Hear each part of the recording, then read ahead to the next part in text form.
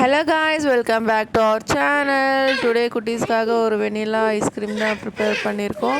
So எப்படி இருக்குன்னு சொல்லிட்டு பார்க்கலாமா? அதுக்கு முன்னாடி என்னோடய வீடியோ ஃபஸ்ட் டைம் பார்க்குற மாதிரி இருந்தால் மறக்காமல் சப்ஸ்கிரைப் பண்ணிவிட்டு பக்கத்தில் இருக்க பெல் பட்டனையும் ப்ரெஸ் பண்ணிவிடுங்க. ஸோ குட்டீஸ்க்கு டேஸ்ட் பண்ணுறதுக்காக கொடுத்தாச்சு. எஸ்பி பாப்பா வந்து நான் யாருக்கும் தர மாட்டேன், ஷிஃபானுக்குலாம் தர மாட்டேன்னு முன்னாடியே சொல்லிட்டா. பக்கத்தில் நின்றுக்கிட்டு எனக்கு வேணும்னு அழுதுட்டு இருந்தார். ஸோ ஃபஸ்ட்டு எஸ்பி பாப்பா டேஸ்ட் பண்ணிவிட்டு சூப்பராக இருக்குமான்னு சொல்லிட்டு இருந்தா. நெக்ஸ்ட்டு ஷிஃபானுக்கு கொடுத்து டேஸ்ட் பண்ண சொன்னோம். ஸோ அவனுக்கு எல்லாமே ரொம்ப பிடிச்சி போச்சு. ஸோ ரொம்ப லைக் பண்ணி சாப்பிட்டான். ஸோ அக்காவும் தம்பியும் மாறி மாறி சாப்பிட்டுட்டு இருந்தாங்க. ஸோ இப்போ வாங்க வெனிலா ஐஸ்கிரீம் எப்படி செய்யுதுன்னு சொல்லிட்டு பார்க்கலாம்.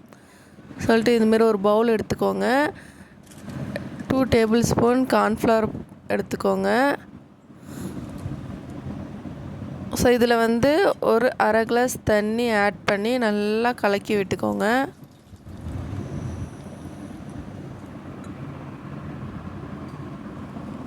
ஸோ நல்லா மிக்ஸ் பண்ணிக்கணும், எந்த ஒரு கட்டியும் இல்லாமல் நல்லா இதை மிக்ஸ் பண்ணி எடுத்துக்கோங்க.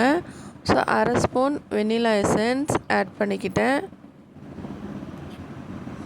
ஸோ இதை நல்லா மிக்ஸ் பண்ணி எடுத்து வச்சுக்கோங்க. ஸோ எந்த ஒரு கட்டியும் இருக்கக்கூடாது.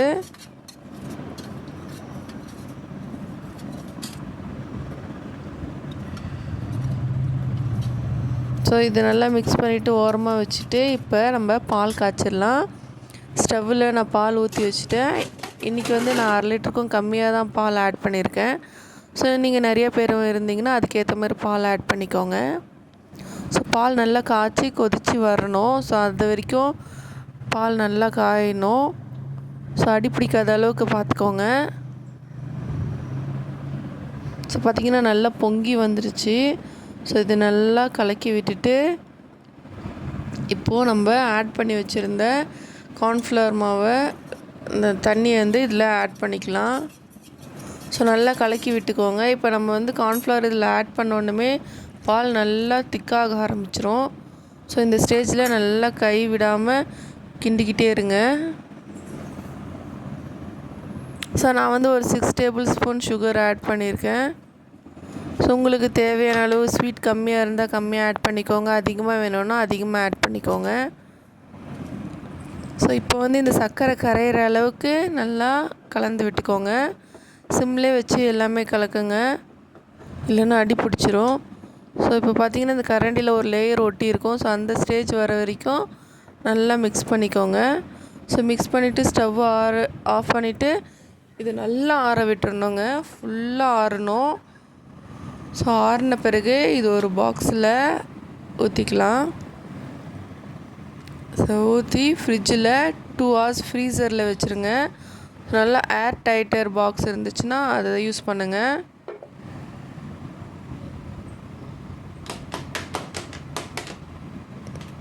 ஸோ எல்லாத்தையும் நான் ஆட் பண்ணிவிட்டு க்ளோஸ் பண்ணிட்டு ஃப்ரீசரில் வச்சுட்டேன்.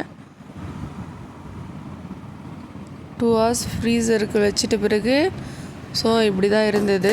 இதை நம்ம இன்னொரு வாட்டி ஒரு ஜாரில் ஆட் பண்ணி நல்லா மிக்சரில் அரைச்சிக்கலாம். ஸோ அப்போ தான் நம்மளுக்கு அந்த க்ரீம் டெக்ஸ்சர் கிடைக்கும். ஸோ அதுக்காக தான். ஸோ இதை வந்து இப்போ நம்ம ஒரு ஜாரில் ஆட் பண்ணிக்கலாம்.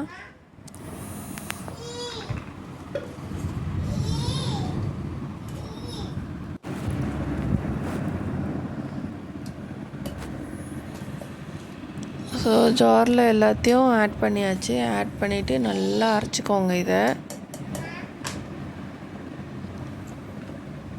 ஸோ இதை அரைச்சி எடுத்துட்டு மறுபடியும் நம்ம வச்சுருந்த பாக்ஸில் இதை ஊற்றிட்டு 8 hours ஃப்ரீசரில் வச்சிடணும். ஸோ அதுக்கு முன்னாடி எந்த ஒரு டிஸ்டர்பும் பண்ணாதீங்க. ஸோ 8 hours நல்லா ஃப்ரீஸ் ஆகிட்ட பிறகு வெனிலா ஐஸ்கிரீம் உங்களுக்கு சூப்பராக வந்துடும். ஸோ சும்மா டெக்கரேஷனுக்காக பாதாம் பிஸ்தாலாம் அப்படியே மேலே போட்டு க்ளோஸ் பண்ணி ஃப்ரீசரில் வச்சுட்டேன். ஸோ அவ்வளோதான் வெனிலா ஐஸ்கிரீம். ஸோ மறக்காமல் செஞ்சு பாருங்கள். உங்கள் குட்டீஸ்க்கெலாம் ரொம்ப பிடிக்கும், ரொம்ப ஆசையாக கேட்பாங்க. ஸோ நீங்களும் நல்லா சாப்பிடுவீங்க. ஸோ யாருக்கெல்லாம் வெனிலா ஐஸ்கிரீம் பிடிக்கும்னு சொல்லிட்டு மறக்காமல் கமெண்ட் பண்ணுங்கள்.